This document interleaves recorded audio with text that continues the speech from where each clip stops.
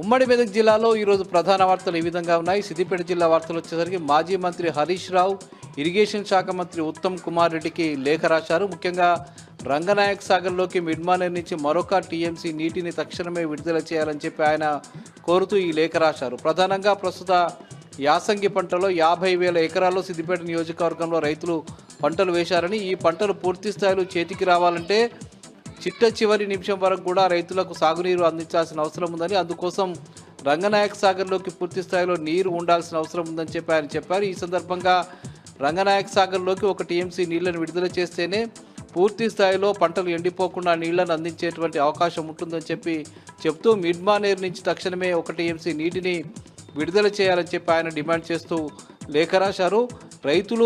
రైతుల కష్టాల్ని దృష్టిలో ఉంచుకుని మంత్రి తక్షణమే స్పందించాలని చెప్పి ఆయన సందర్భంగా కోరారు.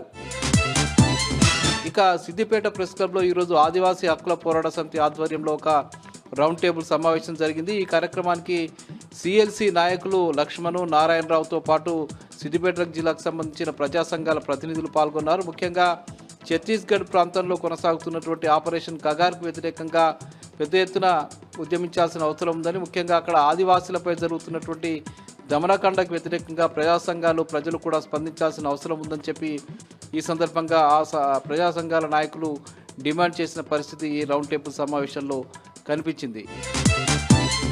ఇక మెదక్ జిల్లా వార్తలు వచ్చేసరికి మెదక్ జిల్లా రామాయంపేటలో ఈరోజు ఒక వైన్స్లో దొంగతనం జరిగింది. అర్ధరాత్రి ఆ వైన్స్లోకి చొరబడ్డటువంటి దొంగలు అందులోని వస్తువుల్ని, నగదుని కూడా దొంగతనం చేసినట్టుగా తెలుస్తున్నది.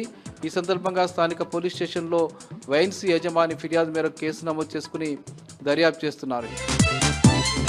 ఇక సంగారెడ్డి జిల్లా వార్తలు వచ్చేసరికి సంగారెడ్డి జిల్లా గుమ్మడిదలలో యథావిధిగా డంపు యార్డుకు వ్యతిరేకంగా పెద్ద ఎత్తున ఈరోజు 25వ రోజు కూడా ఆందోళన కొనసాగుతూ ఉన్నది. దీక్షలు కూడా కొనసాగుతూ ఉన్నాయి.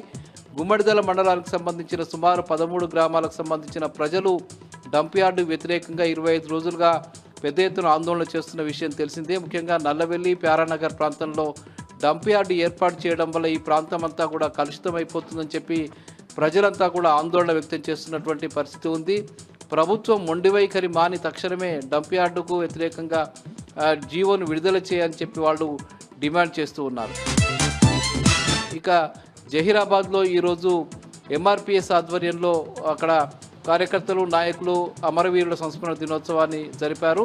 ముఖ్యంగా ఎంఆర్పిఎస్ ఉద్యమంలో అసలు బాసినటువంటి అమరులకు ఈ సందర్భంగా ఎంఆర్పిఎస్ నాయకులు, కార్యకర్తలు నివాళులు అర్పించారు. ఇవి ప్రధానంగా ఈరోజు ఉమ్మడి మెదక్ జిల్లాలో ఉన్న వార్తలు.